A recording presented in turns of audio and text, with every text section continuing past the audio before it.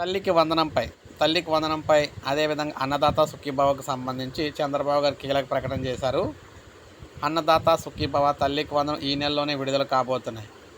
మనం చూసుకున్నట్లయితే చంద్రబాబు గారు ముఖ్యంగా 2 పథకాలకు సంబంధించి నిన్న మీటింగ్లో కీలక ప్రకటన అయితే చేశారన్నమాట. ఈ 2 పథకాలకు సంబంధించి కూడా ఈ నెలలోనే విడుదల చేస్తున్నాం అని చెప్పేసి చెప్పడం అయితే జరిగింది. ముఖ్యంగా మనం చూసుకున్నట్లయితే ఈ పథకాలకు సంబంధించి రాష్ట్ర వ్యాప్తంగా అందరూ ఎప్పటి నుంచో ఎదురు చూస్తూ ఉన్నారన్నమాట.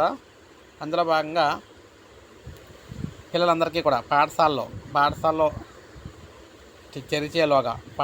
తెరిచేలోగా ఎంతమంది పిల్లలుంటే అంతమందికి కూడా ఒక్కొక్కరికి 15,000 రూపాయలు చొప్పున తల్లికి వందనం అయితే విడుదల చేస్తామని చెప్పారు.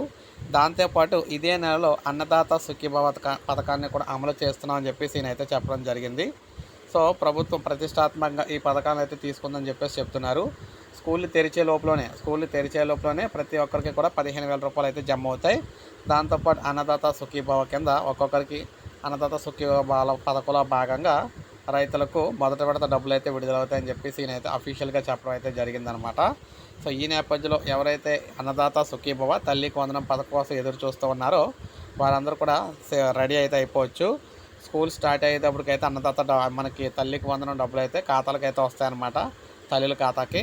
సో ఇది మనకి తాజా సమాచారం. ఒక లైక్ చేయండి, సబ్స్క్రైబ్ చేసుకోండి, మన ఛానల్ సబ్స్క్రైబ్ చేసుకొని